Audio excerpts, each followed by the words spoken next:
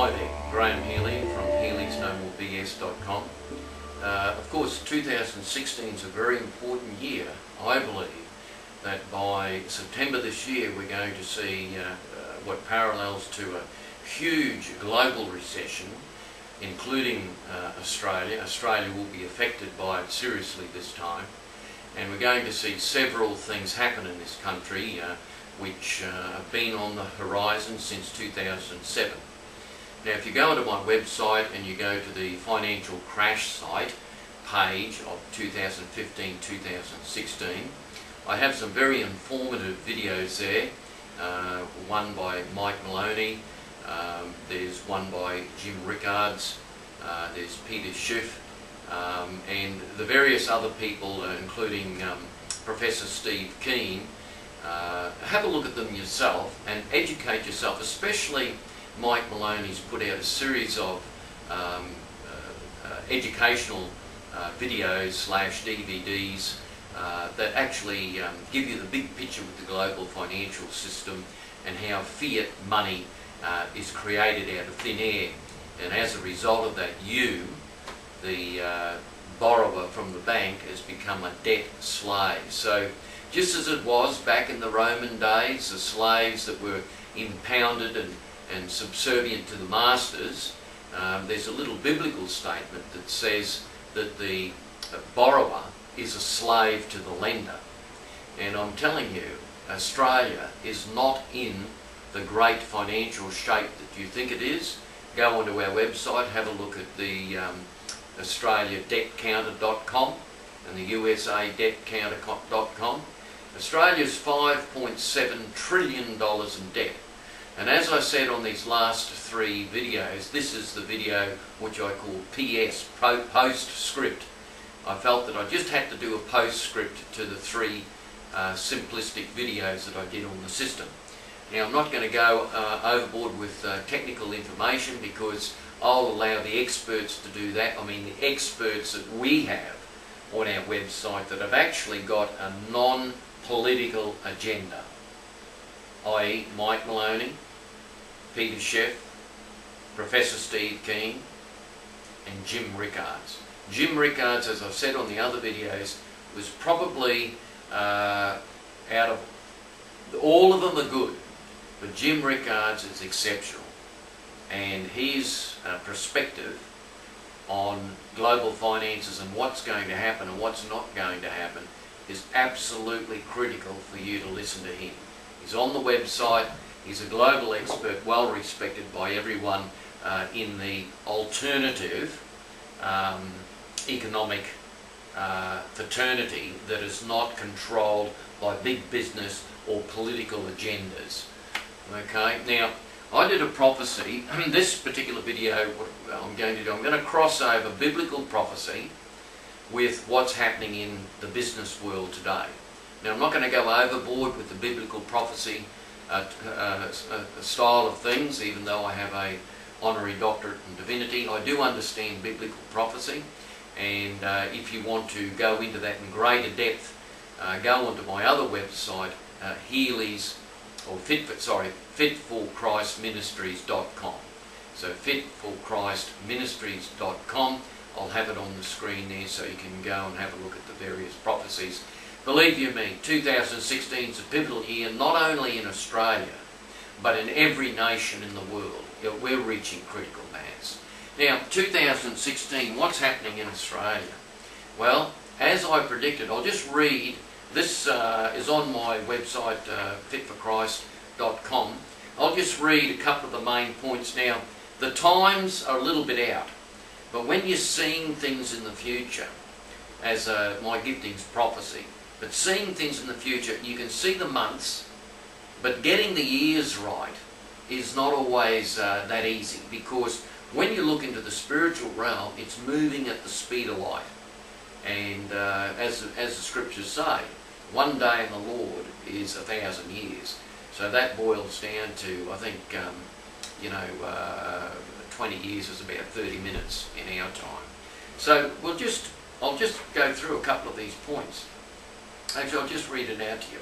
This was done July 2012, where I was meditating praying about a lot of stuff, and then I saw a 10-point plan.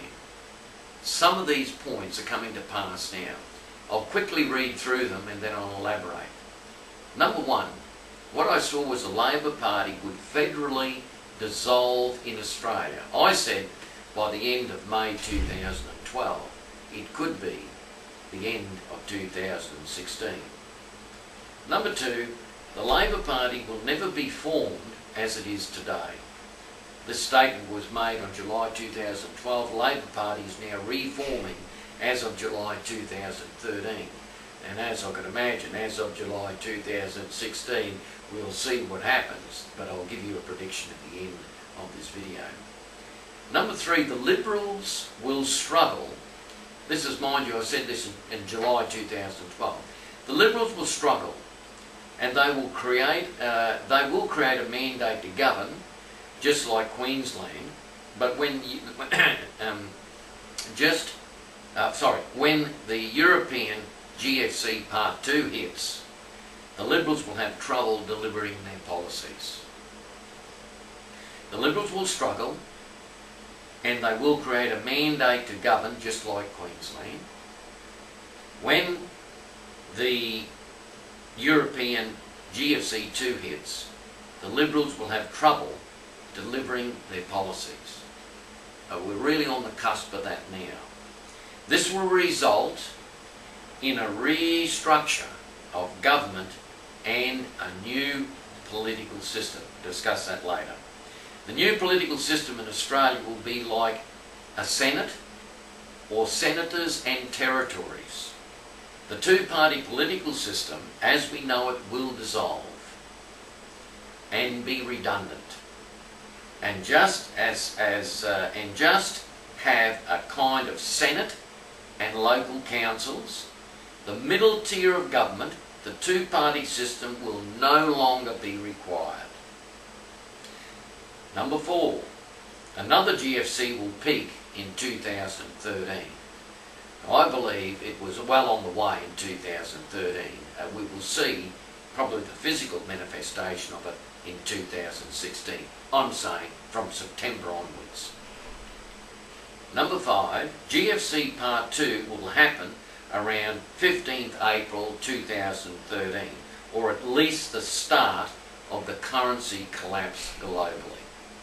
Now, I believe that's already happened. If you listen to Max Kaiser, he will say that's already happened. Globally, it's already happened. But what you'll see now is the actual physical manifestation unfold from this. So this is now going on for 2.5 years ago.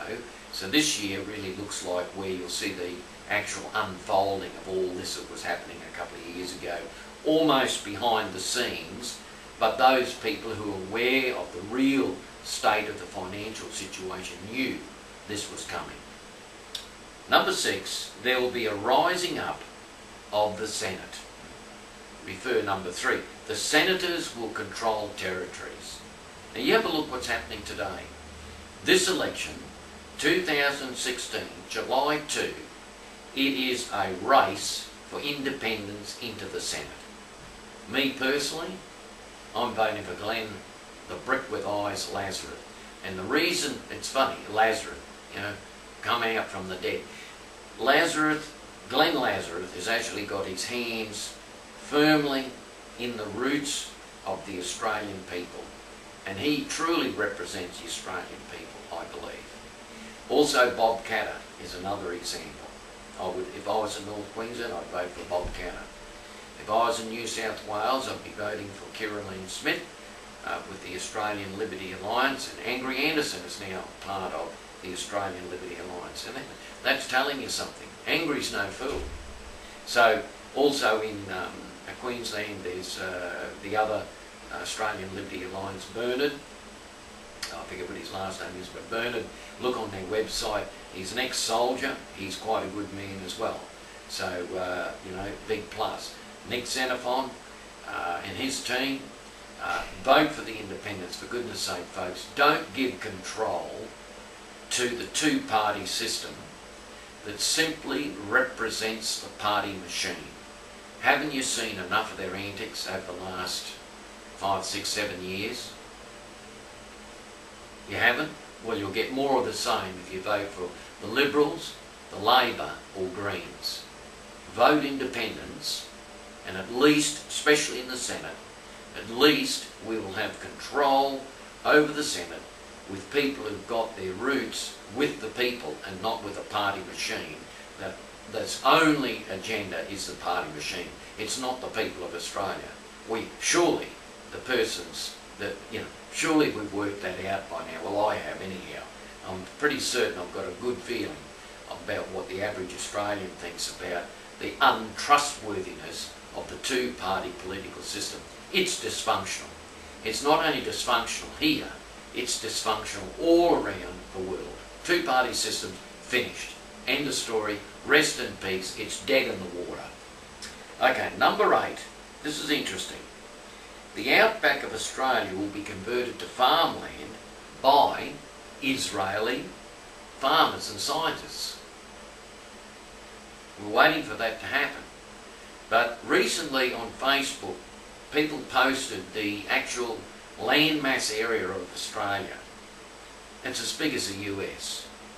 If you transpose Australia's landmass over the United States of America, we'll cover the whole continent. So it is a big country, and that desert land that's in the middle of Australia is extremely unutilised. There are plans to utilise and irrigate the central part of Australia that have been just held back for the last 50 years. You can read about them on Healy's NoMoreBS.com. Also, Bob Catter speaks about this quite, let's say, in detail. Also, have a look at Bob Catter's statement to the nation he made this year, that Australia is in the worst financial position it's ever been in all time in history. Bob Catter knows a bit because he's been a politician for a long time, and he's actually a politician that's got his roots firmly embedded in the land that he's representing, in the big area of Kennedy up in North Queensland. Good on you, Bob Catter, you're a real Australian. Now, number 10. Hang on. Number 9, the regeneration of farming in Australia will feed Asia. So that feeds on from number 8, Israeli farmers, Israeli scientists converting farmland in the central part of Australia. Then the regeneration of farming will feed Southeast Asia. We don't have to have the Chinese buying our farms. We can create the farms ourselves with the help of what I believe is, prophetically, is Israeli scientists. They're very good at that. Have a look at what they've done in the desert land in Israel. A lot of the Israeli fruit and oranges and what are going all around the world from desert land. So they can do a lot of good in Australia. And I believe that partnership will come to pass. And get this, number 10. Twiggy Forrest of Fortescue Metals will be the founder of the first Australian bank that will give non-interest loans or very small interest loans to small to medium business. I've got by May 2013. Well, that could be 2016. This is the only way to regenerate and support the backbone of the country, which is small to medium business. And so look, I'll just give you an overview there. At the end of the day, we're in a lot of problems financially. Forget about the gross domestic product figures that they're pumping out at the moment, because that doesn't take account of personal debt and private debt. The reality is we're $5.7 trillion in debt, and the government's borrowing money from the Fed Reserve all the time, and that's just increasing the debt bubble. So the debt bubble's huge. Australia's a big country. As I said, you take the land mass of Australia and you transpose it over the USA. We cover the whole of the USA very comfortably. So what do we do from here? Well, we've got to do something to support the small businesses in Australia, which is 97% of all businesses in Australia.